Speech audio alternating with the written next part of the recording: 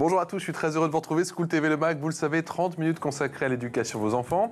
À chaque fois une thématique forte, une initiative sur le plan local et ou national avec Alix Nguyen. Alix, salut. Comment ça va? Très bien. On est bien, on parle petite enfance aujourd'hui. Petite enfance, comment vas-tu? Le Mag s'intéresse à l'un des piliers, pour ne pas dire le pilier de l'éducation en France. Manque de place, souffrance également au travail. Quel état des lieux 5 ans après la remise du rapport des 1000 premiers jours, éléments de réponse dans un instant. Face à l'urgence, que font les pouvoirs publics? Quelle vision ont-ils de ce secteur si important? Quelles réformes vont être mises en place? Et surtout, avec quels moyens? Là aussi, on répond à toutes vos questions. Il y aura une loupe, Alix. Direction la Croatie, où une petite commune rémunère les grands-parents pour garder leurs petits-enfants. J'ai envie de chanter Voyage, voyage, mais je ne le ferai pas. Allons-y.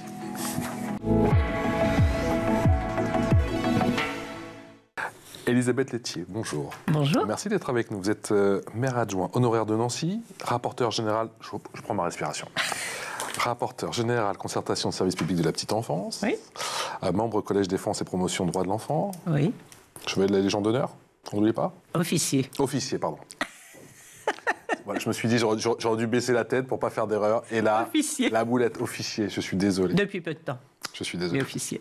Et président du comité filière petite enfance. Oui. Vous avez été renouvelé jusqu'en 2027. C'est quoi ce comité pour Tout ceux à qui fait. ne savent pas? Alors oui, ce comité de filière, d'abord bonjour. Bonjour. Et merci de m'avoir invité. C'est très très important pour nous. Alors ce comité, On ne il voulait est... pas pour la boulette, non, ça va. Non, Ouais, non, ça non, va je vous promets, je ne vous en veux pas. J'aurais dû garder la tête baissée, c'est passé.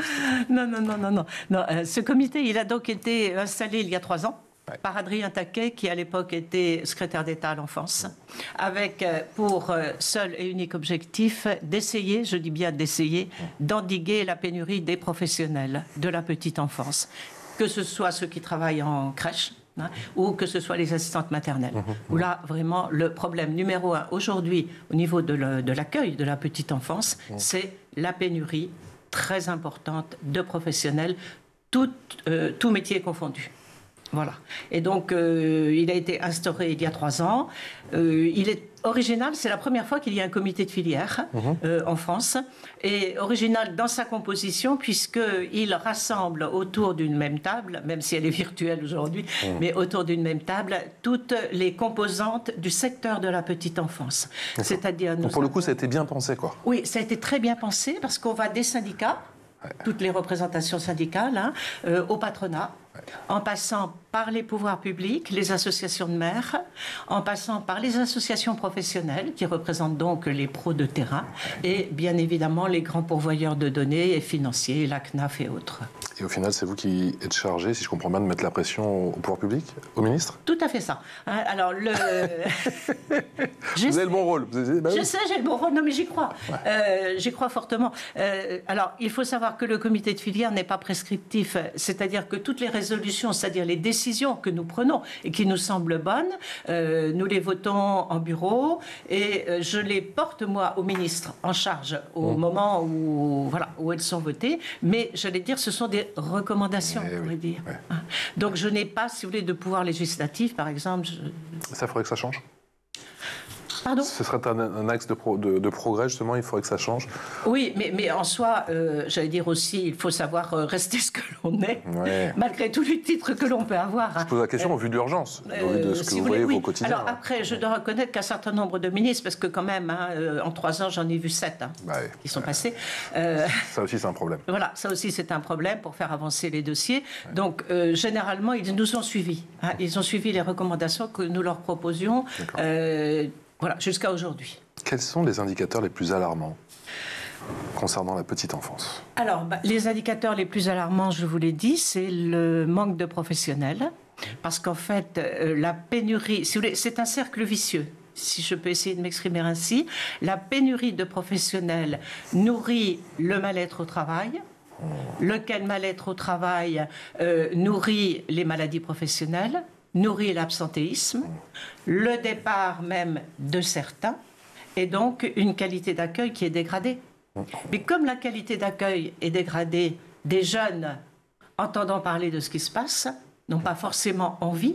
D'où la perte d'attractivité. Voilà, d'où, si vous voulez, une perte énorme d'attractivité. Et vraiment, le but, c'est ça, c'est essayer... Hein, l'objectif dans la lettre de mission qui m'a été donnée, c'est essayer d'endiguer la pénurie des professionnels par un manque d'attractivité. Alors, il y a 2-3 grandes raisons sur lesquelles nous travaillons.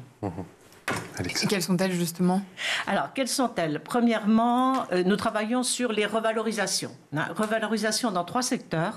Le premier, alors je ne les donne pas forcément par ordre d'importance, même si ça peut paraître, parce que je vais commencer par parler des revalorisations financières, voilà, sur lesquelles nous avons beaucoup travaillé. Et Jean-Christophe Combe, en 2023, qui alors était ministre, donc de l'enfance et des familles, a accédé à notre demande en disant voilà, il faut absolument revaloriser ces professions, qui sont des professions difficiles, des professions avec une énorme responsabilité, parce que quand même les parents confient des tout-petits, c'est un public extrêmement vulnérable, et donc a décidé de geler un certain nombre de millions destinés à aider les gestionnaires à revaloriser.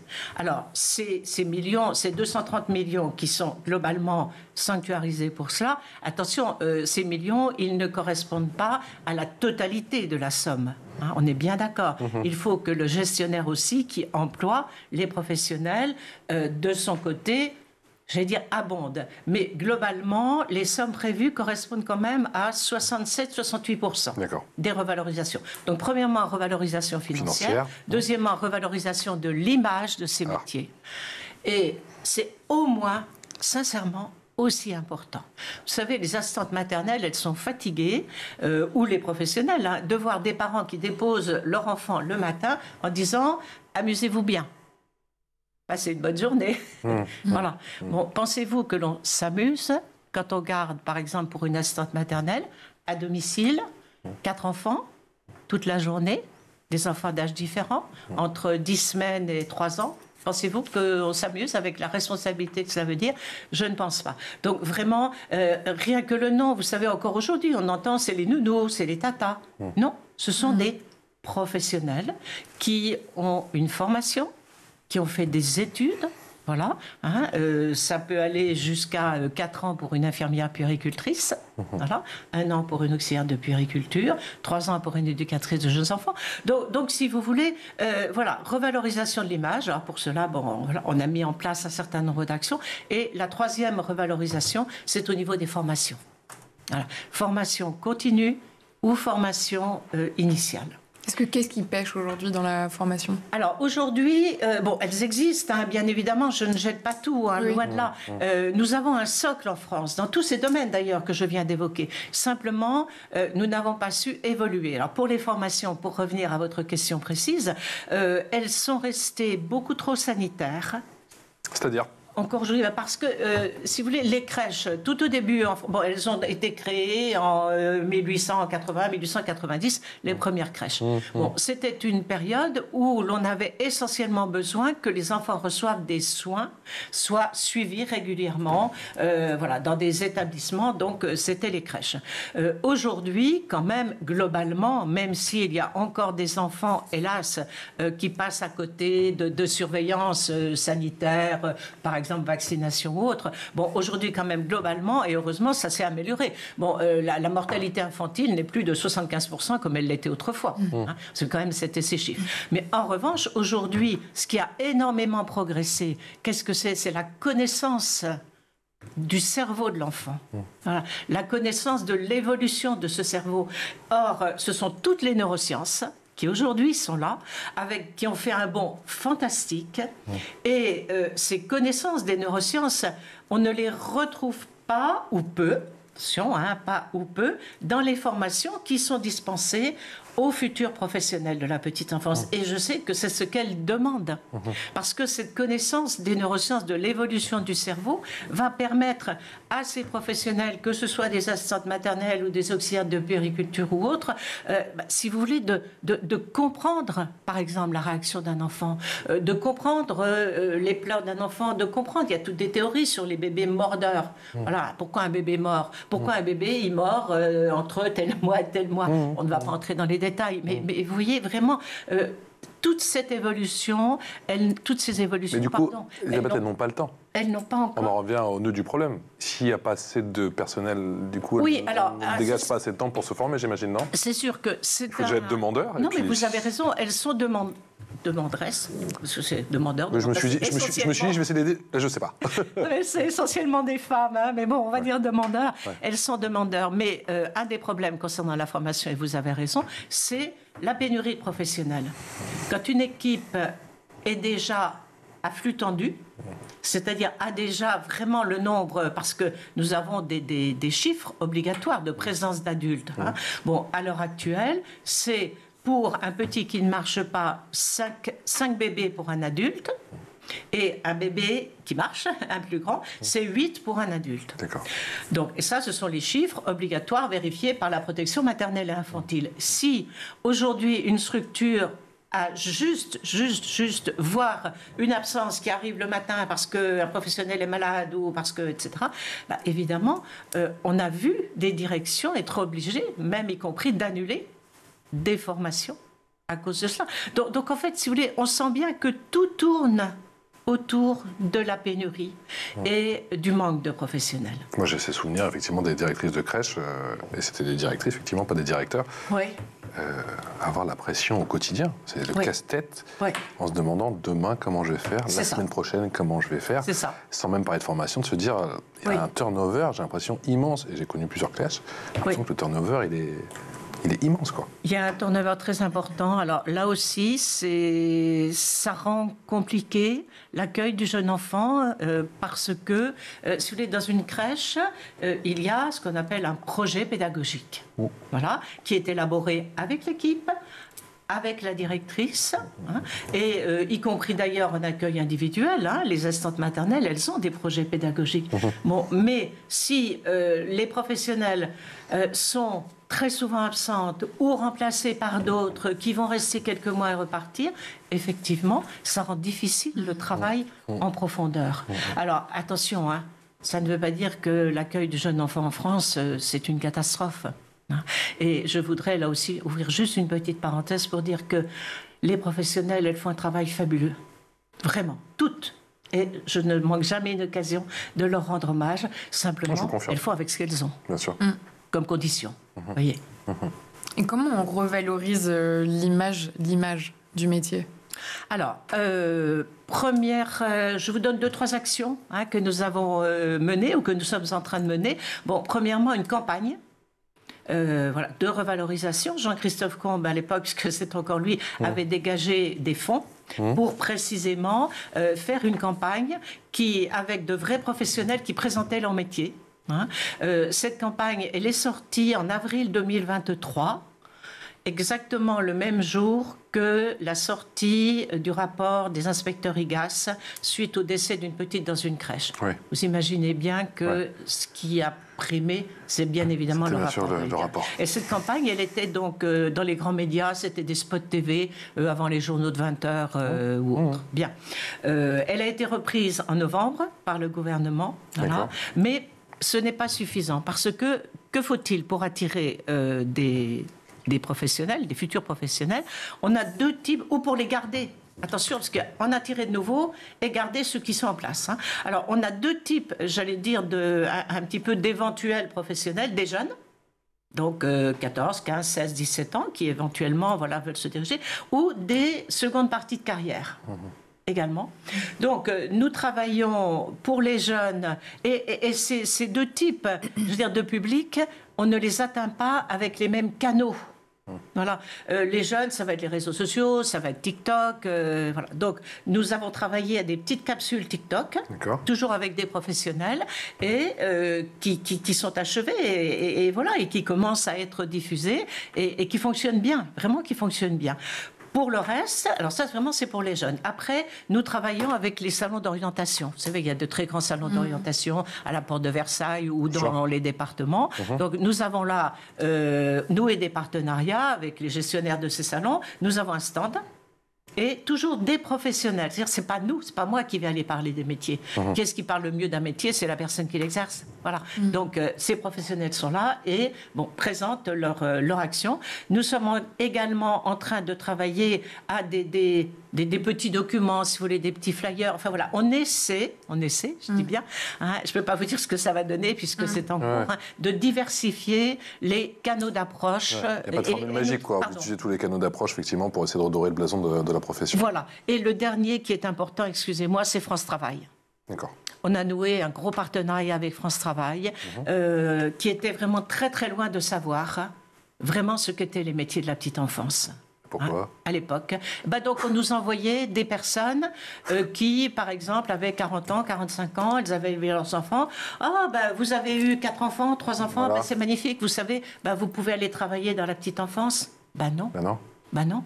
C'est pas parce que... Non, ça se décrète pas, non, bien sûr. Ça se décrète pas. Non. Vous pouvez très bien ne pas avoir les compétences. Je ne parle même pas des connaissances, parce que les connaissances, on va vous les donner, mais des compétences pour savoir accueillir, et éveiller, parce que c'est pas de la garde, c'est de l'éveil, accueillir et éveiller des petits-enfants. Et il y a aussi des vraies perspectives d'évolution pour une assistante maternelle. Est-ce que c'est ça aussi l'idée reçue qui domine? Le manque de perspectives? Oui, exactement, vous avez entièrement raison. Donc les assistantes maternelles, d'où le titre de comité de filière petite enfance.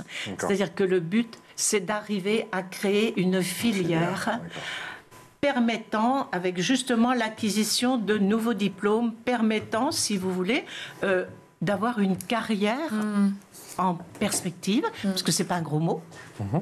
Tout le monde a envie de faire carrière. Bien sûr. Voilà. Or, très souvent, et jusqu'à présent et avant, on était assistante maternelle toute sa vie. On peut avoir envie. Est-ce à dire qu'il faut revoir les diplômes? Est-ce à dire qu'il faut revoir des diplômes ou créer de nouveaux diplômes peut-être? Oui, alors revoir les diplômes. Alors nous sommes en train de travailler aussi, oui, ça je l'ai dit, ça fait partie, disons, un petit peu des formations. Nous sommes en train de travailler sur la révision du CAP, petite enfance. Voilà, avec l'acquisition, une refonte qui se ferait sur un an, avec l'acquisition de modules supplémentaires. Voilà.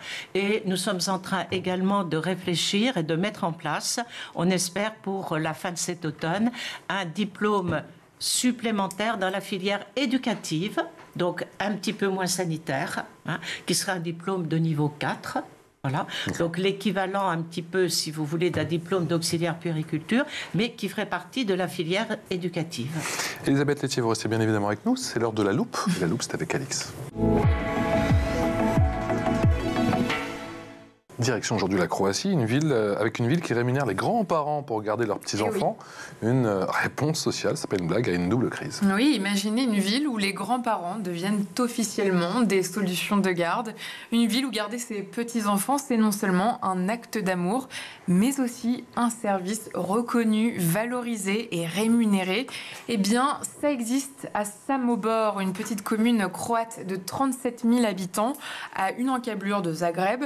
Là-bas, depuis mars 2025, les grands-parents qui s'occupent de leurs petits-enfants de moins de 4 ans, faute de place en crèche, touchent 360 € par mois, une réponse locale à une double crise nationale, la pénurie de modes de garde et la précarité massive des seniors, dont plus d'un tiers vivent sous le seuil de pauvreté. Ce dispositif inédit en Croatie est né d'un constat: les crèches sont saturées, les retraites sont faibles et les familles sont souvent coincées entre deux urgences, celle de faire garder leurs enfants et celle d'aider des parents vieillissants. La mère Petra Skrobot, inspirée par le modèle suédois, toujours eux, c'est une mère forcément, a donc décidé de rémunérer les grands-parents comme on rémunère une assistante maternelle. D'après silvereco.fr, une trentaine de familles y ont déjà recours. Pour certaines, c'est un soulagement financier. Pour d'autres, c'est surtout une façon de renforcer les liens intergénérationnels. Il y a un vrai enjeu de société, celui du vieillissement, du déclin démographique. La Croatie pourrait perdre plus d'1 million d'habitants d'ici 2100 et celui de la place des aînés dans notre modèle social également. Elisabeth Laithier, qu'est-ce que ça vous inspire? Écoutez, d'abord le silence. Voilà, parce que c'est quelque chose auquel je n'aurais absolument jamais pensé. Après, il faut dépasser le fait d'être choqué. C'est-à-dire que d'un point de vue émotionnel, ça vous rend triste, quoi. Oui. Ah, ça, choqué, mais choqué, pas dans le bon sens. Choqué, genre choqué, un peu triste, quoi. D'accord. Choqué, oui, disons triste, mais ça correspond à une réalité, effectivement. Et en vous entendant parler, je veux dire, c'est une réalité que nous frôlons, à savoir, d'une part, quand même, des seniors. Puisque en France, voilà, on a les seniors, hein, voilà. Donc des seniors qui continuent à travailler ou qui reprennent, si vous me permettez, des petits boulots. Oui, des petits boulots, une activité, tout à fait. Ouais. Voilà. Et d'autre part, des structures d'accueil qui sont pleines. Donc, je ne sais pas. Pour moi, l'entraide la familiale... solidarité familiale, ça pourrait être une politique publique. Oui, oui. Alors là, c'est sûr, parce que moi, la question, mais je ne sais pas, vous ne pourrez peut-être pas y répondre. Ces parents qui sont donc rémunérés, ils sont rémunérés par qui? La commune. Voilà. Donc c'est la commune. Je pense que c'est la ville qui prend, c'est la en ville charge. qui prend en charge. Alors, reste à savoir si elle a des aides ou pas de l'État, mais en tout cas, oui, c'est. D'accord, voilà, oui, c'est ça. C'est une initiative de la maire de la ville. C'est à l'échelle de la commune. Oui, bien sûr, c'est à l'échelle de la commune. Ouais. C'est quelque chose qui me. À la limite, qui S'il y a 2 millions d'habitants, c'est peut-être plus compliqué. Là, il y a 37 000 habitants. Oui, bien sûr, bien sûr. Alors, parce que si vous voulez, chez nous, la solidarité familiale, elle existe. Moi, je suis frappée quand on se promène dans les crèches par le nombre de parents, grands-parents, qui aujourd'hui récupère, entre guillemets, les enfants en fin de journée. Je suis frappée par le nombre de grands-parents le mercredi dans les squares. Je suis frappée plus qu'avant même. Ah, bien plus qu'avant. Ils sont plus mis à contribution. Ah, complètement. Aujourd'hui, ils sont bien plus mis à contribution. Alors, avec, j'allais dire, le curseur suivant, à savoir qu'aujourd'hui, quand même, les grands-parents, certains grands-parents sont encore jeunes. À propos d'enfants en crèche, voilà. Donc, pour certains, travaillent.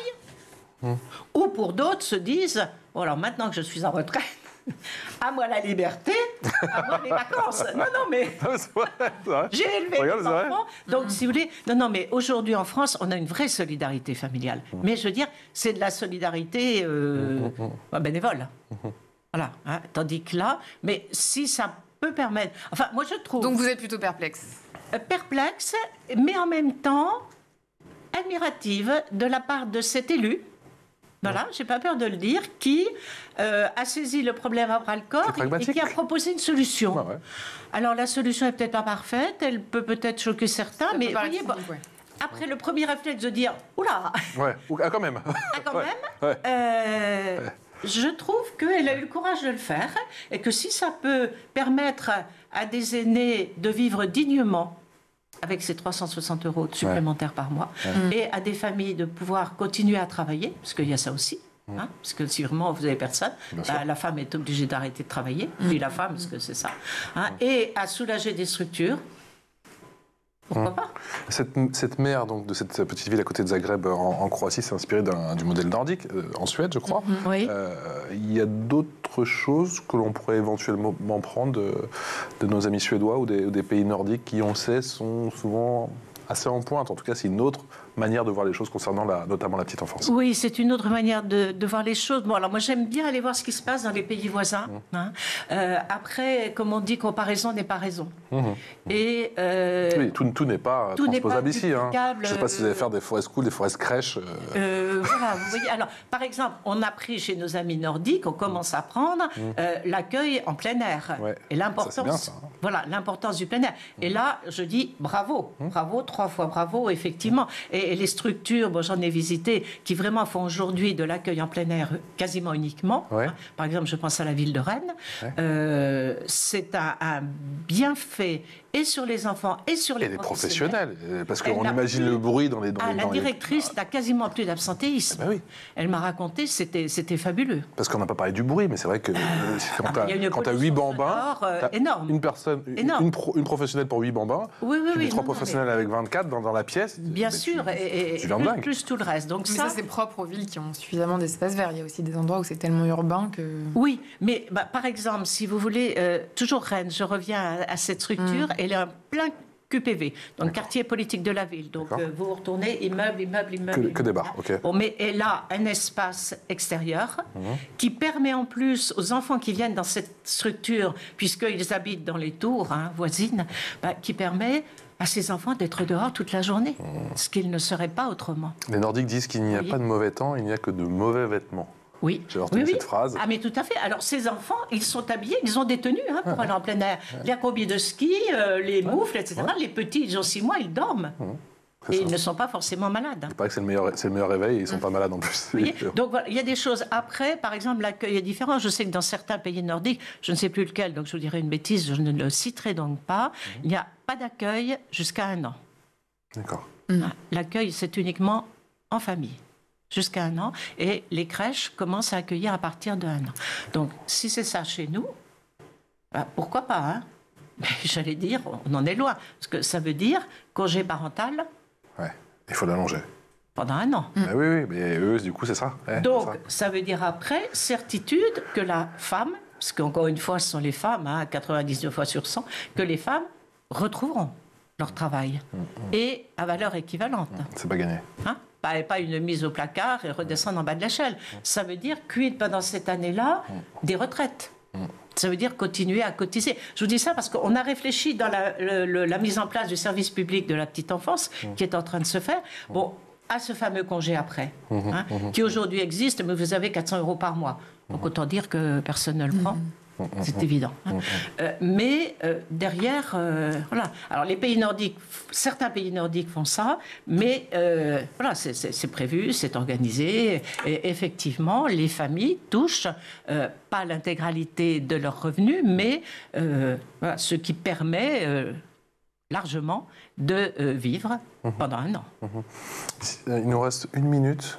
Elisabeth, s'il y a 1 ou 2 mesures d'ici 2027 qu'il faut pour vous mettre en place en urgence, ce serait quoi? Alors, 1 ou 2 mesures, ce serait... Vous avez l'argent et vous avez la volonté politique. Ah, pardon. Bon, mais ça n'existe pas. Bon, allons-y dans un monde parfait. Alors, de ce fait, je suis tellement perdue, me disant j'ai l'argent, j'ai la volonté, qu'est-ce que je fais? Vous avez tout. Vous avez carte blanche. J'ai carte blanche. Je construis des structures d'accueil, mais des petites unités. Parce que comme ça, je peux les dupliquer partout dans le pays, y compris dans la ruralité. D'accord. Ah, voilà. Oui, parce qu'on n'en a pas parlé. On n'en a pas parlé. Or, la France, elle est rurale. Donc, de petites structures partout. Et je mets le paquet sur la formation. La formation en continu. On est bien d'accord. Merci. Oui. Merci infiniment. Elisabeth Laitier, maire adjoint honoraire de Nancy. Parce que beaucoup travaillent à Nancy, effectivement. Rapporteur général, concertation, service public de la petite enfance, membre du collège défense et promotion droits de l'enfant, président du comité filière petite enfance, au moins jusqu'à 2027. On l'aura compris. 31 décembre 2027. 31 décembre 2027, c'est noté. Avec des résultats à la clé. On en reparlera. Vous reviendrez. Merci infiniment. Beaucoup. Alice, on se retrouve demain. À demain. Merci infiniment pour votre fidélité. Excellente journée en notre compagnie.